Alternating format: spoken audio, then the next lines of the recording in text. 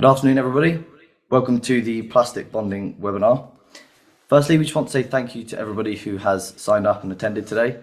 It's great to see the willingness and enthusiasm to learn more about this topic. We've even got a couple of our competitors on here, so we'd like to say hello to them too. This topic really aligns with our core purpose of greener durability, enabling sustainability.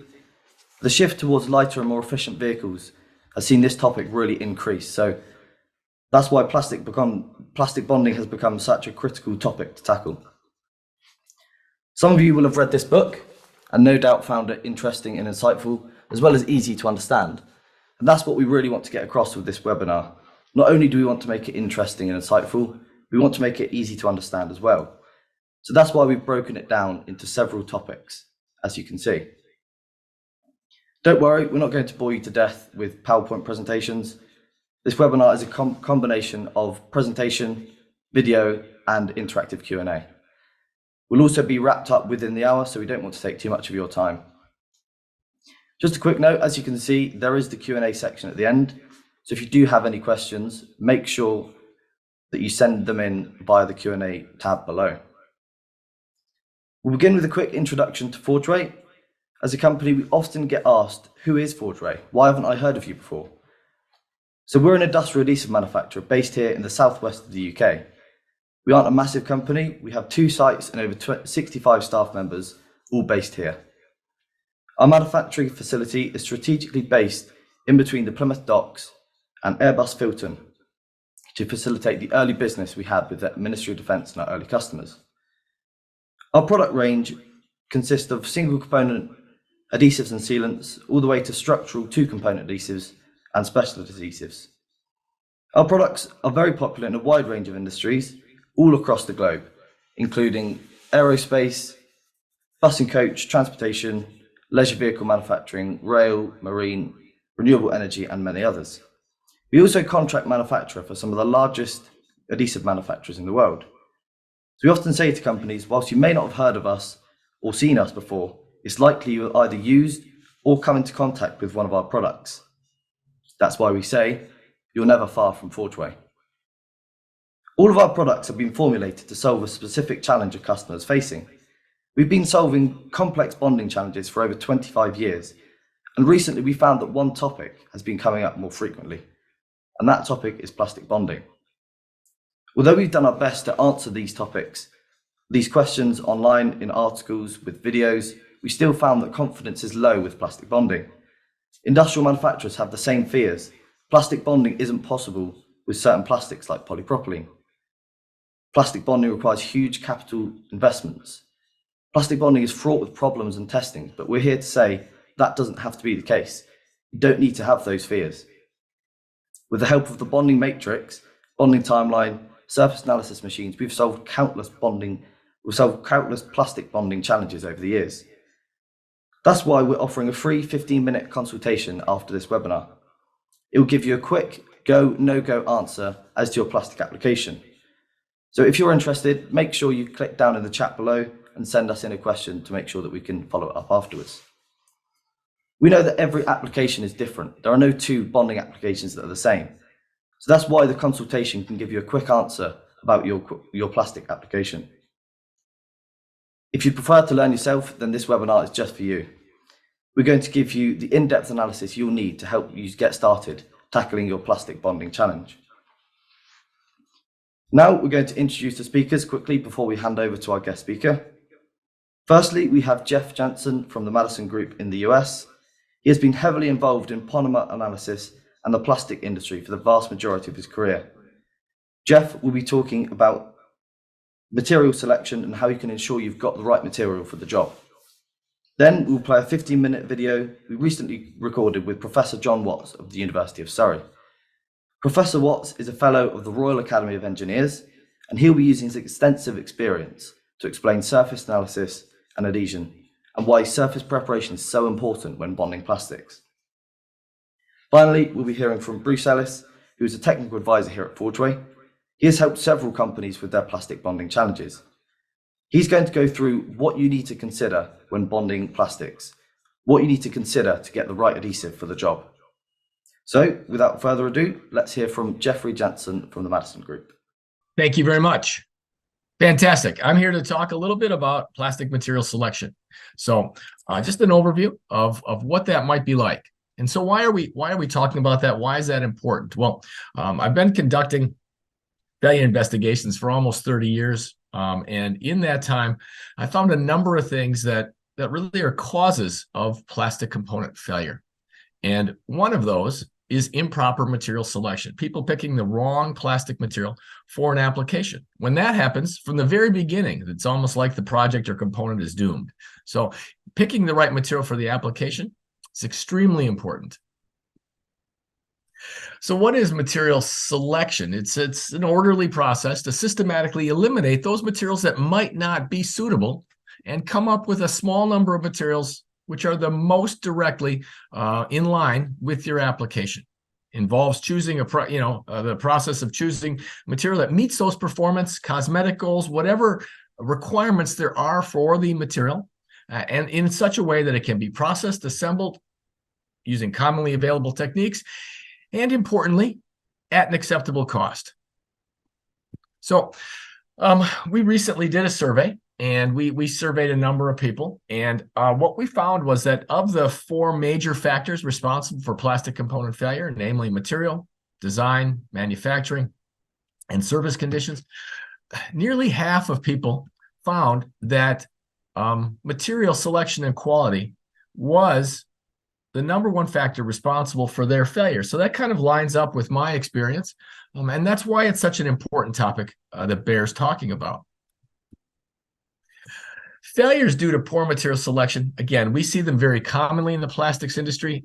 Generally, I think they're related to a lack of awareness and understanding of how polymer structure and composition affects those performance properties that we get from plastic. Again, there's a direct tie-in between composition and structure and performance properties. If you've heard me talk or you've read anything, you know that's a hot button for me. That is, that's something that I like to put out there, is that the performance properties we get from plastic come directly from structure and composition. So we need to think about that structure and composition, and we need to think about material selection early on in that design and development process. And one of the key things that's important in order to make a successful product is to understand the fundamental nature of plastics. Not all plastics are the same. And so we need to understand the nuances for each one, and we need to understand how plastics as a material are generally going to perform. So I'm just going to go through a few things. Hopefully, these are refreshers to you. If not, again, we're just a short introduction here, so maybe they'll spur some interest, and you'll go out and you'll understand them, but you'll find some more information. But let's talk about a few things that related to plastic that affect how we select and what material we select. So first of all, plastics are nonlinear viscoelastic materials. They're viscoelastic because they're relatively large molecules that are entangled into each other, but that can move. That gives rise to this viscoelastic nature. And because of that, also, they're nonlinear. And what do I mean by that? I mean, if we look at a stress-strain curve, we see that it's nonlinear. And if we were to blow this area up, it would also be nonlinear. It looks to be a straight line, but that's just because of the width of the line. Plastics are constantly changing, and they're viscoelastic, which means that as we stress them and then we relieve stress, we may or may not get full recovery, and it's certainly not going to be instantaneous. So we have to think about how we stress plastic materials and what that response is. Plastics have temperature-dependent properties. That, again, comes from their viscoelastic nature. And what that means is that over a relatively small temperature range, the properties we get in our plastic materials are going to vary. Okay, so here's a nice example of the modulus of the material. And we can see that as we move from 25 degrees C up to 100 degrees C, we're going to lose more than half of our modulus. In fact, even over a small range, as we move from 25 to 50, we lose approximately 20% of our modulus. Small temperature differences, 5, 10, 15 degrees C, can create big differences in performance like stiffness, strength, impact resistance. Plastics have time-dependent properties. So again, another result of their viscoelastic nature. So not only do properties change with temperature, they also change with time. And I'm not talking about time like oxidation or something that happens like a chemical reaction or degradation. I'm just talking about time under load. Simply putting that plastic material under load will change that material because those molecules are mobile. They can slide past one another and they respond to that stress. So here's another example. For this polyacetal material at 25 degrees C, we're going to go from a time zero modulus of about 2,500 megapascals. And after about 11,000 hours, about a year, we get down to about 1,000 megapascals, okay?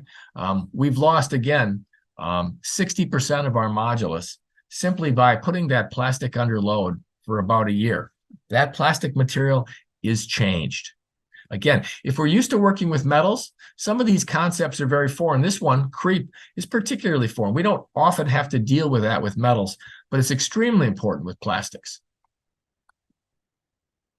Plastics will, under the action of continuous tensile stress, eventually fail. That's kind of a fallout or a continuation of the last principle. And there aren't many absolutes with plastics, but that is certainly one. If we put our plastic material under continuous stress, it will eventually fail. Now, it may be 200 years, it may be 20 years, it may be 2 years or 0.2 years. We don't know how long that's going to be unless we do some testing and some evaluation. Get in depth with our material and understand it a little bit better. But again, if we're putting it under stress, which many applications do, that part will eventually crack. Plastics are strain rate dependent. This is, again, another fallout of the viscoelasticity. In fact, most of these are related to that viscoelastic nature of polymeric materials. So plastic material properties change with temperature, they change with time, and they change with strain rate, which is how fast we apply a load. The faster we apply a load, the higher the strain rate, the more brittle that material is going to behave. And so the properties that we say, when you say, what is the strength of your material? It's really almost a trick question, because what you have to understand is that's highly dependent on the temperature. It's dependent on how fast the loading is going to be. It's dependent on how long it's under load. Is it dynamic loading? Again, the strength of your material, what is it? It's certainly not the tensile strength that's listed on the data sheet of the material. Plastic materials are susceptible to chemical attack and environmental stress cracking. Plastics are great material as a family, but if they have an Achilles heel, it's certainly chemical contact. Plastics don't play well with chemicals. And so what we need to just remember and be cognizant of and think about as we're going through a plastic material selection is, what chemicals might I have in this application? What chemicals is this going to see? That's going to be an important factor for which material we're going to select. Plastic materials are subject to weathering. So if your plastic part is going to be outside, understand that it's going to change, or it can change, as a result of photooxidation, exposure to pollution, exposure to weather, humidity. And so you can get loss of molecular weight, embrittlement, cracking, potential catastrophic failure, a change in color. You can lose electrical functionality. So there's a lot of different ways that weathering can affect plastic materials. Plastics show, and this is very, very important to understand, but plastics show mechanical anisotropy due to the alignment of polymer molecules and also fiber reinforcement. So again, we talked about what's the strength of your material and that data sheet tensile strength value. Again, that depends on how that was tested. Most of the time, that type of data is generated on tensile bars, which are, the easiest thing in the world to mold. All the molecules are aligned up in one direction, axial to the application of stress. But is that how your part is going to be loaded? In most cases, not. Anisotropy means that if I were to mold more of a plaque, like an 8 by 8 inch plaque, and I were to take specimens axial to the flow and transverse to the flow, I'm going to get different properties. In fact, I can see a reduction in some cases of up to 50% of my properties. That's important to understand when you're selecting the material. Certain materials are more anisotropic than others, particularly if they're glass fiber reinforced. And so what is that going to do to the strength of your material? These are just a few of the key characteristics of plastic materials that we really do need to understand if we're going to select the right material for the application. Understand that the material selection process has no defined playbook. There's no equation. There's no recipe for that. It really is half art and half science, based upon data, information, and experience. So let's just walk through this kind of briefly, what the steps might be. So step one is probably the most important step in the material selection process. That's defining the requirements of the application. Okay. What does my material need to withstand that's unique to the design that I have, to the manufacturing or processing that I've got, the assembly, the installation, and to the service conditions? What does that material need to go through in order to make a product and have that product survive out in the field? We need to define those requirements right up front. Like I said, successful material selection depends on that early and accurate assessment of those application requirements. And somehow we need to take those application requirements and we need to match them with property data. So as we go through and we pick out what are the key characteristics, this is something that you can look at. First of all, why are we selecting a new material? Is this a cost reduction program? Is this a brand new product? Have we seen some failures and we think we need to change material? Why is an important question that serves kind of like a filter. And all of these are filters as we filter out materials that might not be suitable. What do we need for aesthetics and appearance? Physical properties. Is there environmental exposure? Are there regulatory issues we need to meet? How are we going to manufacture and assemble this product? And also cost considerations. Now, cost is important. I understand that. We all have cost pressures, but it shouldn't be first on the list. It deserves a place at the table, but it shouldn't be first and most important. Again, we've got to find a material that meets our requirements, and yes, we want it to be cost effective. So what do we normally look at? We normally look at short-term properties when we're going through material selection, things like tensile and flexible properties. So strength, modulus, elongation, yield. We look at impact resistance. We may look at heat deflection, temperature, and softening point. We look at these short-term properties in order to make key decisions about whether a material is going to work or not for our applications. But is that really what's important?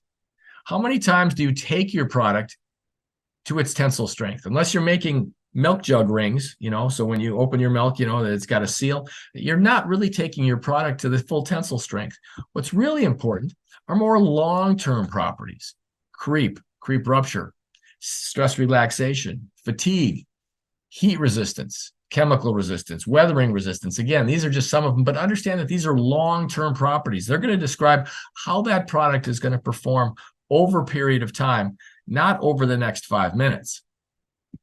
And understand that they cannot be predicted from short-term properties. For example, you cannot understand the fatigue resistance of a plastic material based upon its tensile strength, or even comparing two different plastic materials.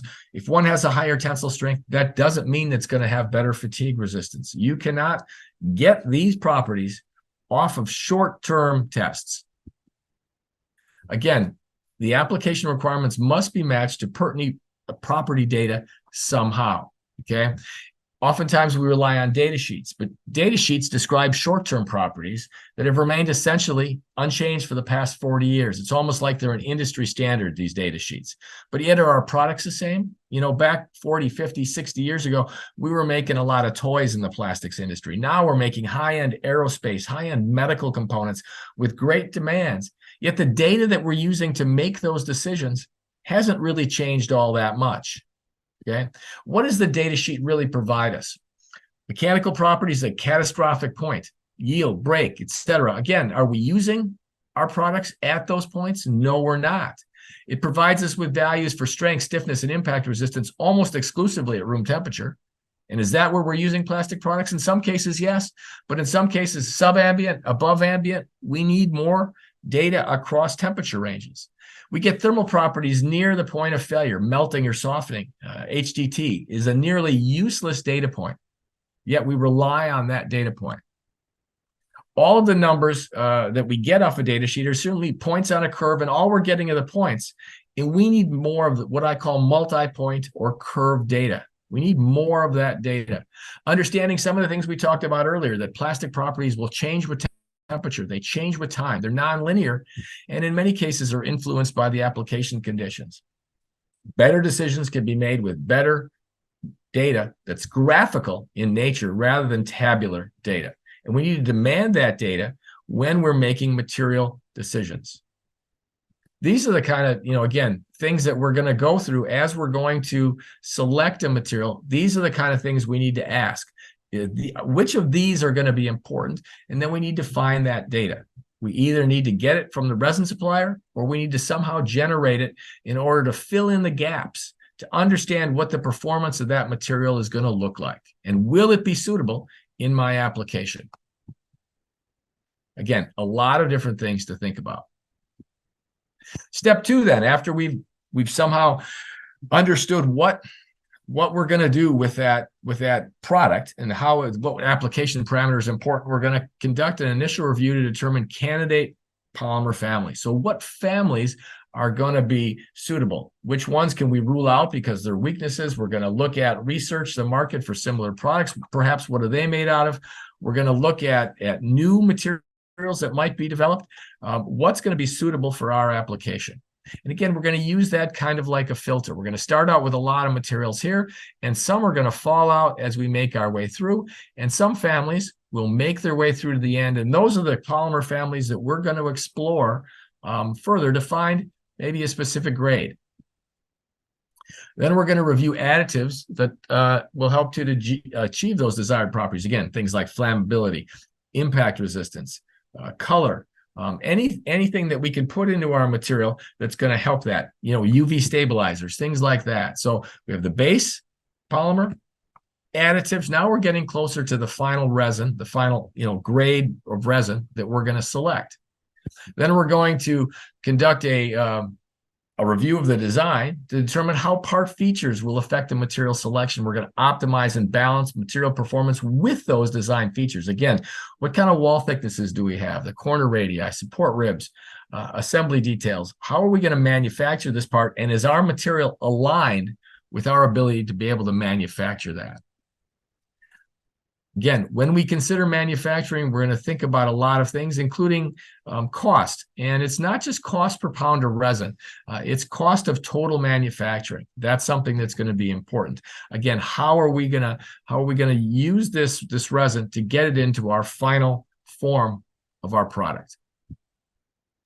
Then we're going to look at process and performance simulation, things like mold filling simulation, as well as FEA to look at performance. We're going to use details related to our specific material. We're going to perform that simulation and check against our requirement properties. Do the same thing with the molding. We're going to adjust the material as indicated by those simulation results. So we're going to see, again, is our material have sufficient creep resistance for our application? What does it look like in terms of strength of our part long-term on the FEA? So, and balance that with the mold filling. Again, where is a knit line going to be on our part versus where is the high stress application area going to be on our part? Make sure that those two things don't line up. So getting data on our material, putting them through both processing and performance simulations. Then actual comparative testing based upon product requirements. Again, going ahead and actually, now we think we have the right material, now verifying that, doing chemical compatibility, creep, impact, whatever testing is important for your application. Now, I'm not saying to throw the whole book at it, but what I'm saying is you have to understand what's important in your application. And if it's going to have chemical compatibility, then chemical compatibility testing with that material that you're thinking about should be done. Again, find out what we did in phase 1, which is find those parameters. What do we need out of this material, and test against it to verify we've got the right material. Some keys to success: understanding that your part, what will your part experience in the field? That's probably the number one key to success, is what do I need? Keep all the cost in mind. Material, molding, assembly, reclaim, all those costs. If we're going to use cost, let's get the right cost involved. Finding material property data. Again, we've got to find it. It's not going to be easy. And we want that multi-point curve data, not necessarily that single data. Determine if we need to do testing that we can't find data for, how we perform it, what does it tell us, what doesn't it tell us. Do the right computer modeling. mold filling as well as FEA, and using data that represents the material that we're thinking about using, not just typical data for polycarbonate, for example, but the resin that we're going to be thinking about. Use your past experience, what worked in the past in applications, what hasn't worked. Use failure analysis as a tool. So if we've had failures before, why did they fail? Was material selection a part of that? What didn't the material do right? So failure is a powerful learning tool. Have a good relationship with your material supplier and with your molder. Again, these people have valuable information that they can share. And in some cases, accept that you might not end up with a polymeric material. You might not end up with a plastic. You might be stuck with metal because of your requirements. Again, look at all these things as you're going through material selection. Thanks for that, Jeff. Very, very interesting. And in some instances, it kind of resembles what you need to go through with adhesive selection. We've seen a couple of questions pop up on the chat. We will get to those at the end. But if you do have any more questions from Jeff's slide, make sure you pop them in the Q&A and we'll do our best to answer them. So now we're going to head over to the video from Professor Watts. So we recently visited the University of Surrey to record the video, and it was an incredibly interesting conversation. So without further ado, I'll let the video play. I'm a Professor of Materials Science at the University of Surrey. My name's John Watts. My research group is involved in understanding why things stick. Now, that's a sort of a bit of an academic interest, but the reason it becomes important is that once we understand why things stick, the chemistry, the molecular interactions that bring about adhesion, we can have a much better take on why interfaces fail, and why glues fail, and why bonded components fail. Metals adhesive bonding is now well understood, particularly metals like aluminium alloys, titanium alloys, and that's because back in the 1970s, 1980s, there was a phenomenal amount of research, predominantly by the aerospace companies, to understand how they could move into adhesive bonding. The A380 has got a phenomenal amount of adhesive bonding in it. But when we come to plastics, there has never been a significant driver to understand bonding of plastic materials. So there's a lot of information there, but the problem has always been bringing it together. And I think over the last decade, manufacturers and academics like myself have worked together quite successfully to understand how we bond plastics, which for two main reasons are very, very difficult to bond.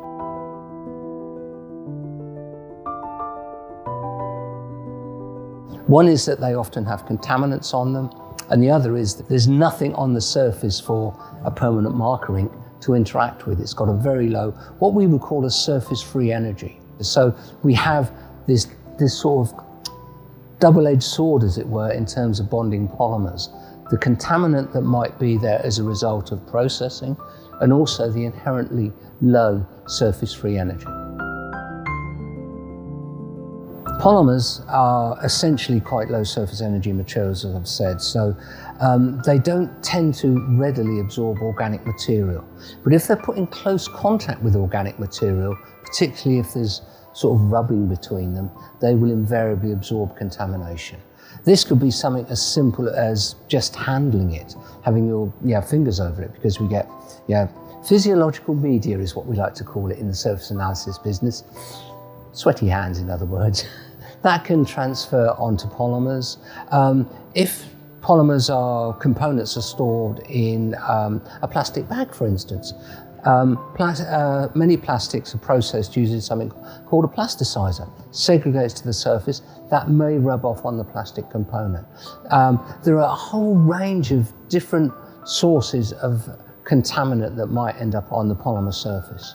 And the key sort of message here is that when one's bonding plastics, one has to be scrupulously clean and make sure that one is not handling the material too much. A recommendation given by some people is use gloves, but you've got to make sure the gloves don't contaminate the sample surface as well. To understand if it's contaminated, probably the only thing one can do there is to do make-up test pieces using witness plates of the material that's to be bonded and see if it gives the expected strength when one does a simple tensile test. Once that's been established, one needs to think about, well, how is this surface going to be cleaned? Is it appropriate to clean it? What is the cleaning regime that should be employed? So one has to be very, very clear about what is the best way to clean the material. There is not a single process that will work for all polymers. Everything is very, very specific to the individual, both the polymer and the processing that it's seen prior to the bonding process. Surface-free energy is a term that is bandied around a lot in my research group. It's something we all understand, but it's basically associated with the excess energy that allows a surface to go off and interact with something else. Metals and metal oxides have very, very high surface-free energies. Polymers, particularly polyethylene, are very, very low, something like about 20 millijoules per square meter. Once it's been surface treated, we might push it up as far as 40 or 50 millijoules per square meter. I look at a typical oxide, it's up in the hundreds of millijoules per square meter. So really it's the polyolefins that are the main problem. But polyolefins are the highest volume polymer used in their various forms. All the polyethylenes, low density, high density, ultra high molecular weight, and polypropylene. The other one that is, I just mentioned very briefly, that is difficult to bond is polytetrafluoroethylene. Teflon in its non-stick version in saucepans. One can't really corona or plasma treat that. One has to use something called Tetra-Etch, which is quite a complex sodium naphthalamide solution. But then again, people don't often want to adhesively bond PTFE, polytetrafluoroethylene. So mainly it's the polyolefins that are an issue. The other things you're likely to encounter are things like ABS, acrylonitrile styrene, polymethyl methacrylate, acetyl, these sorts of things, which are all ones that will bond very well with the correct selection of adhesive. But one needs to make sure the cleaning process has been carried out properly. And once again, to sort of really emphasize the point, you need to choose the correct adhesive for the polymer and also the correct cleaning process.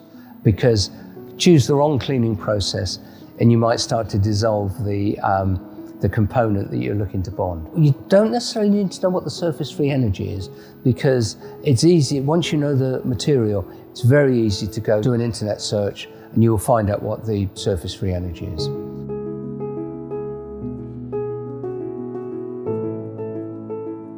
If we're faced with an injection molded component which we think is high surface energy material, but we suspect has a release agent on it, there are various things one can do to clean it. A starting point might be just to wash it in a dilute solution of detergent. That will sometimes work, sometimes not. If we're dealing with release agents that aren't removed by detergents, and probably most of them won't be, we then need to look at a hierarchy of different solvents that we might use. My starting point will be to use something like hexane, which is a hydrocarbon organic solvent.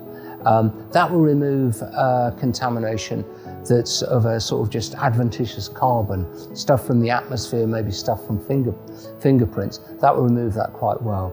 I then move on to something like isopropyl alcohol, which is the sort of the next step in the severity of the organic materials. Then we would move on to maybe something like acetone, so a ketone type material. These all will work to a certain extent. And it's always best to start with the one that is the least aggressive. So that would be the aqueous-based dilute detergent solution. Then go in hexane, isopropanol, acetone, and maybe a bit further up the list. Now, one of the problems that one has is that polymers, particularly glassy polymers and also amorphous polymers, are very susceptible to environmental stress cracking. And the issue that we have here is that if one uses the wrong solvent to clean a polymer, there is a chance that one might bring about environmental stress cracking in the future. So just a word about what environmental stress cracking is. One can go to a book of critical tables, and it will tell you that the strength of polyethylene or polymethyl methacrylate is so many pascals when you pull it in a tensile test. Now, with environmental stress cracking, it's sort of the plastic version of stress corrosion cracking. What you have is not only a much lower stress, but some sort of environment, often organic solvents or things like that, which together bring about failure at a much lower stress than one would normally see. And plastics are particularly susceptible to environmental stress cracking. The best place to look at it is look at a car that's maybe 10 or 15 years old. Look at the plastic headlights. You often see little cracks in them called crazes. That's environmental stress cracking. And it's a real problem. It's often seen in automobile applications. The way to avoid environmental stress cracking, first of all, make sure you're using the right material for the application in the first place. But secondly, make sure that you're using the right cleaning agent, because if one uses acetone on some glassy polymers, stress corrosion cracking, environmental stress cracking in polymers happens really quite quickly. So if we have a low surface energy material, and let's assume that we're quite happy that it's contaminant free, what we're going to do is we're going to use corona treatment. We might use a plasma treatment, or we might use an air plasma, atmospheric plasma.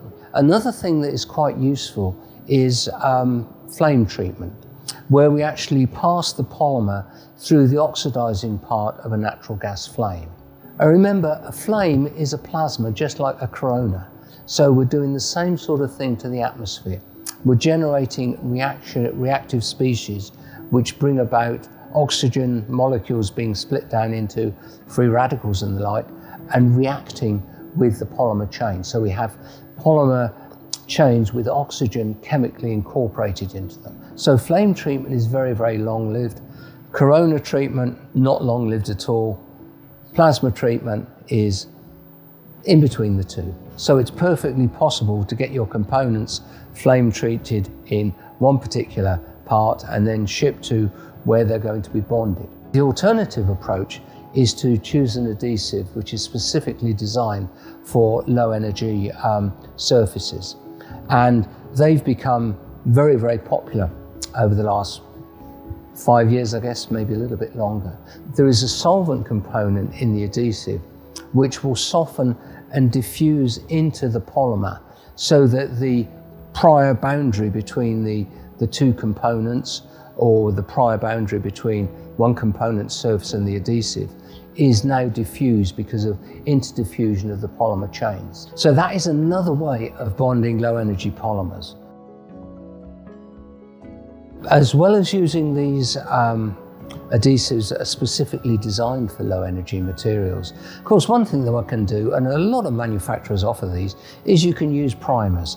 In an ideal situation, that will work. But I think in the current situation with the level of sophistication that we've got from all the adhesives manufacturers, there really is no need to go down the primer route. Because essentially the reason we're using a primer is that the adhesive doesn't really want to work with that particular substrate. There are certain situations where the use of a primer can be really, really beneficial. But my view in the current situation is, with all the very nice adhesives that we've got on the market, is that one should look for a single adhesive solution after you've cleaned the substrate, pre-treated it, whatever. There's not the need to go for primers that there was even 15 years ago, or 10 years ago. Primers are there, I think, as a last resort if you absolutely cannot get an adhesive that will match your substrate. What we need to do now is to try and bring the two situations that we've talked about together, where we have a low surface energy material which we think has been contaminated as a result of injection molding or just storage or something like that. The great thing is that unless surfaces are very, very heavily contaminated, something like a corona treatment, plasma treatment, or indeed a flame treatment will tend to remove the contaminant layer and do the oxidation of the polymer to increase the surface free energy at the same time. The adhesives that have been developed in recent years are very, very good at doing that. One would say that they're incredibly tolerant of a low surface free energy. They're also tolerant to a certain extent of some surface contamination, but not a great deal. Think that does the trick? Okay. So there we go. That's the John Watts video. We just want to say thank you to John Watts and the University of Surrey for helping us out with that topic. So now we're going to talk about adhesive selection, what you need to consider when choosing an adhesive, and we'll hand that over to Bruce. Good, thank you, Tom. John's video actually reminds me of one of the early experiences we had at Forgeway, dealing with customers bonding plastics. We were actually bonding some plastic panels to the inside of buses used for the transportation of school children. And it didn't take long for the school children to realise that if they were able to spray hairspray on the panels on the inside of the bus, it caused them to go very brittle and crack, and it made it very easy for them to vandalise the bus. So the whole topic of environmental stress cracking is very, very interesting. And I'm sure we'll be able to cover more content on that, and there is more content available on our website on that particular topic. Before we get into some specifics on what to consider when choosing an adhesive, it's important to remember that not all plastics are equal, as has already been covered, and there isn't one go-to solution for bonding all plastics. There are many factors to be considered, which we'll go over now. What we tend to find when we work with our customers is there's a tendency to focus on what an engineer or maybe a designer considers to be the most difficult aspect of their bonding application, rather than actually taking a step back and thinking about the whole scenario and having a holistic approach to all of the factors that need to be considered. So, for example, an engineer may focus on trying to source a very fast curing product, when actually there's many other things they need to consider first before they actually start narrowing down product by speed of cure. We often say that to achieve a successful durable bond, there's really 4 pillars of successful bonding. That starts with design. There's a huge impact that designers have in applications that can create a successful or a bond failure. Jeff's obviously given us a great insight onto material selection on the topic of plastics, and that also plays a key role in the 4 pillars. Obviously, here at Forgeway, we manufacture the adhesive products and any cleaners or primers if relevant. And the adhesive selection and the surface preparation methods are obviously very important as the 3rd pillar. And then finally, we say that you can have all of those 3 things done very well, but without the training of operators and the monitoring of perfect application of product, sometimes those 3 earlier points cannot come together successfully without successful operator application. So we very much take this holistic view of bonding, and when bonding sensitive materials such as some plastics, this is really, really important. What John covered in his video ultimately is the whole topic of adhesion. And in the world of plastic bonding, there's many ways to measure adhesion and free surface energy. There's traditional methods such as Dines pens, for example. But in the age of technology that we live in today, there are faster, more accurate, more consistent ways of measuring free surface energy. And if you're in the audience and you're struggling with a plastic application today, or you know you've got one coming up in the future, you may be wondering how you actually measure these things in your application. And what I'd say to you is be free to reach out to us. We can very quickly, with the equipment we have in our laboratories, give you a definite answer on your situation and set you off in the right path. When it comes down to design of applications, this is probably actually a topic for a whole nother webinar. But you can read about joint design in our in the Forge Way book. I believe it's in chapter 6. Probably just two things I'd like to touch on when it comes to joint design. Firstly, it's very important to maximize the bonding area. And secondly, it's very important to minimize peel force. So more detail, more content is available on joint design on our website and in the book. But I think it's very important that when you're considering an adhesive, you also have the design team involved, especially if you're developing new products. So coming back to the actual adhesive product itself, I was working with a manufacturer recently of leisure vehicles in Europe. And in the leisure vehicle market, there's a huge amount of plastic which is bonded, and in particular, there's a large amount of ABS which is used. On this particular project, there was many factors we had to consider in addition to adhesion, adhesive cost, color, viscosity, cure times, working times, health and safety requirements, tooling.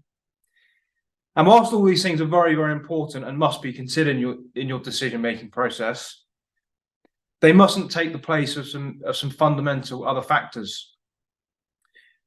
And what John covered in relation to adhesion is very, very important. If you don't have adhesion to the materials you're bonding, there isn't any point in wasting time considering some of the other less important factors if you haven't got this right. Whilst all of these topics need to be considered, there are three topics in particular which we spent a considerable amount of time on with this customer, making sure we got it right. In my opinion, these three things are probably the most important factors you actually need to consider when selecting the right adhesive solution for you. These are strength, flexibility, and durability. Many people naturally think that the strongest adhesive is always the best solution.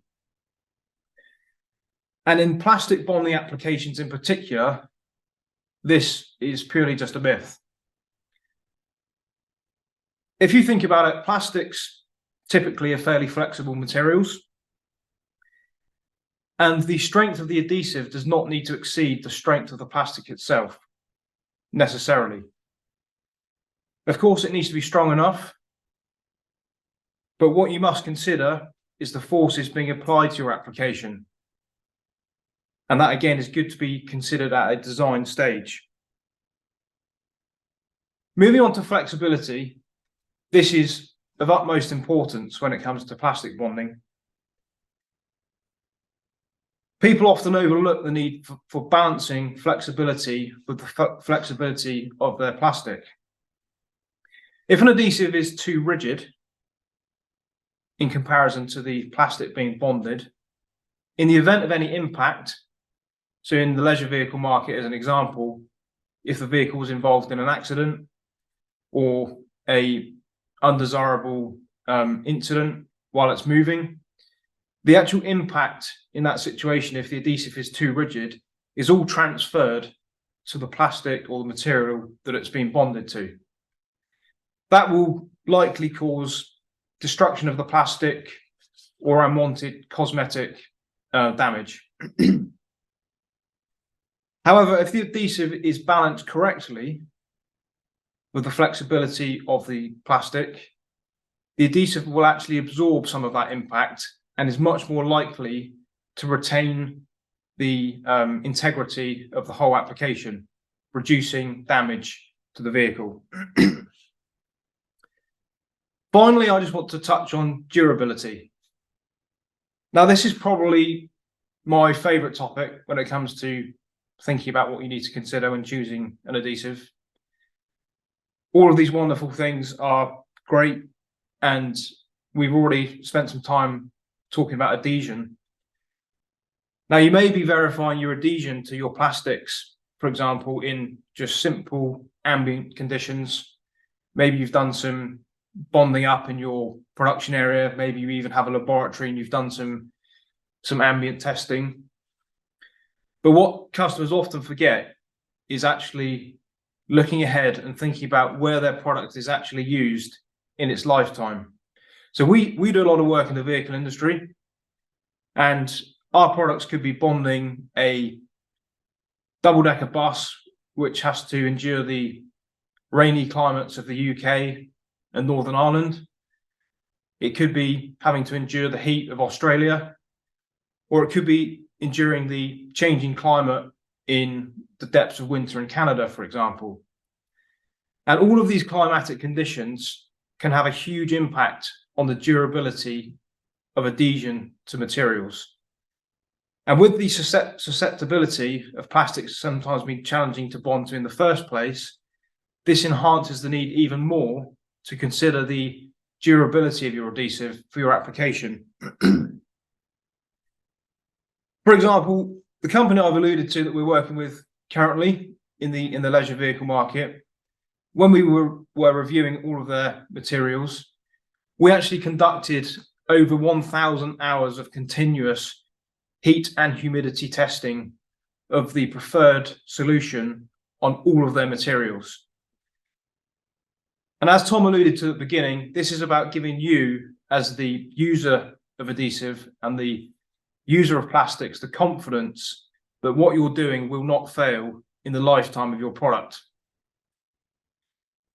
Other examples of durability testing may include UV, salt spray, temperatures, both sub-zero and elevated temperatures, and also the effect of different chemicals depending on what your product is used for.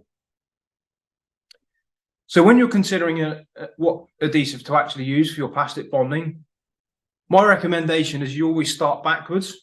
So think about where your product is going to be used, think about the forces it's going to be under, think about the conditions it's going to be exposed to, and then work back from there, so that once you've confirmed that the adhesive gives good adhesion to your materials, you then need to make sure that that adhesion is maintained through whatever durability your product is going to need to endure. We very much would look forward to hearing from you if you have any further questions. And there are a number of consultants available here at Forgeway who would be willing to set up a meeting or a call with any of you to discuss your application in more detail. Hope that's okay, Tom. Thank you, Bruce. Yeah, very helpful. So we've had a couple of questions come in from the audience. So that does wrap up the presentations from all of the speakers. So if you don't have any questions and you don't want any answers to those, this would be the time to get back to your work. So yeah, thank you for your questions that you sent in. We've had a couple sent in before as well, so we'll start with answering those. Quite a few of them have been targeted towards the adhesive selection side of things.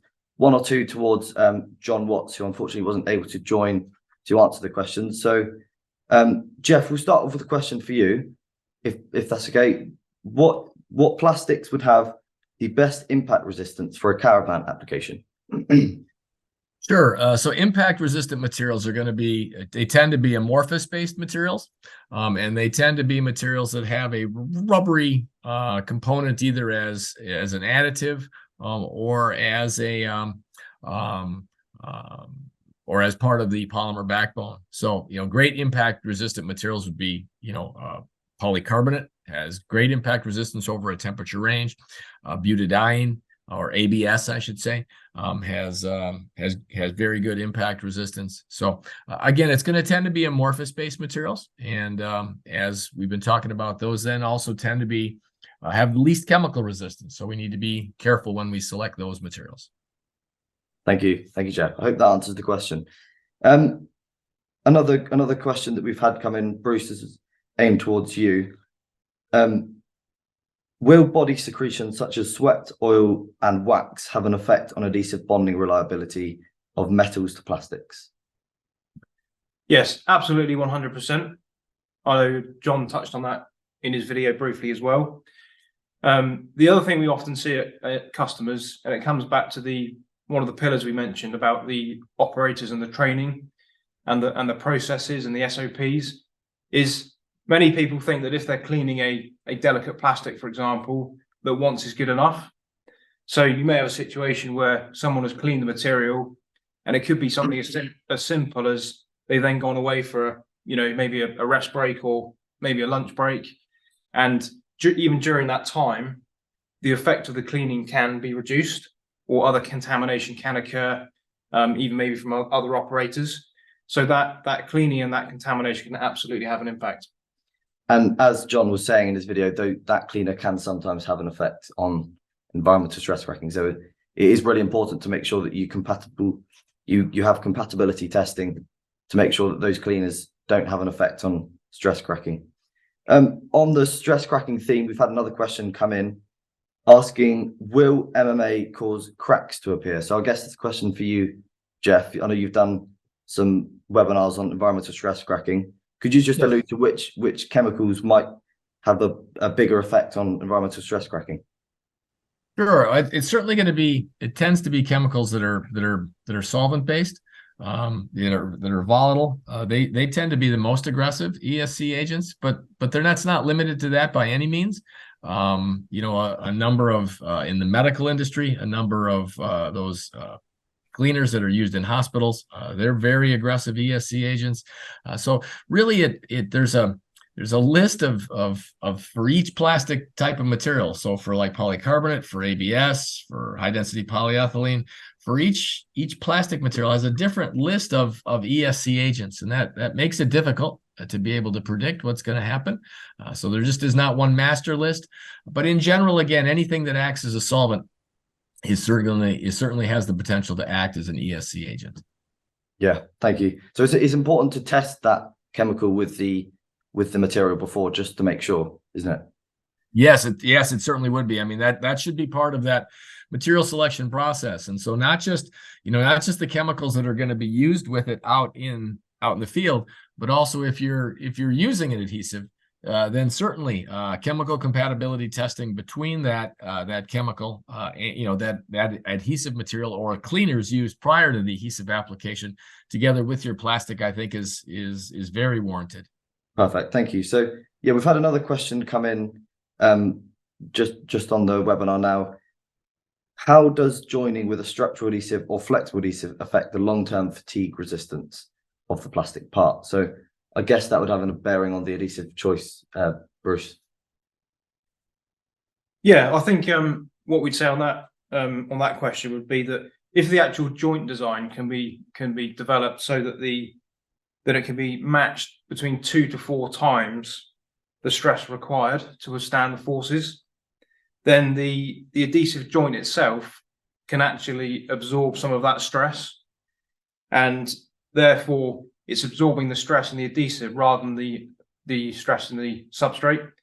Very similar to what we said about the importance of flexibility. So when you're actually choosing your adhesive, make sure you've got that flexibility question ticked off in your mind. Yeah, and often we'd say, in some situations, I would say from experience, customers sometimes get worried if there's too much movement in an application or in a joint. But often there are times where it's better to let something move. It may feel uncomfortable to do so, but often that is the right thing to do. Exactly. And we've had another question come in saying, what are the critical considerations when selecting adhesives or bonding methods for plastic components used in marine environments? So quite a specific one. And he's saying particularly in terms of resistance to salt water and UV exposure.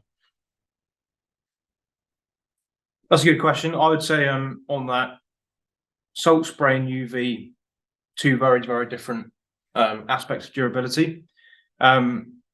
We do work with a number of marine customers, and I would say it's very, very surprising how quickly the effect of salt spray can degrade an adhesive if the adhesive product is not built for the marine application. We also come across this in the vehicle industry where there's salt spray on the roads, for example. So I would say if you're in the marine industry and you're looking for a product, I would probably be looking at testing or verification of those two things fairly early on, and you won't necessarily find that they both result in the same thing. So we have in our laboratories, we have salt spray machines and obviously the QUV tanks. And the impact of both of those climatic conditions can be vastly different. Yeah. So, you know, it's definitely worth looking at them both in isolation. Yeah. And the testing is the 1,000 hours salt spray, just to make sure that it can withstand that salt spray exposure. Yeah, we would have different, internally, we'd have different standards for how long we'd actually do the testing for. And again, that would depend on, you know, the customer's requirement or the customer's application, how long they actually expect their product to last for example. But we would be able to give guidance on that. Perfect. And I guess the other thing to consider with marine applications as well is the temperature resistance, because sometimes the darker gel coats can massively elevate the surface temperature. So it's important that the temperature resistance is considered. Also, the fact that boats, when they're shut up in the marinas, that can really cause the interior temperature to rise. So I think that wraps up most of the questions that we've had. We've gone past the hour mark, so we'll wrap it up there. But if you do have any further questions, please make sure that you send them in, and we'll do our best to answer them. But thank you all for joining, and we'll see you next time.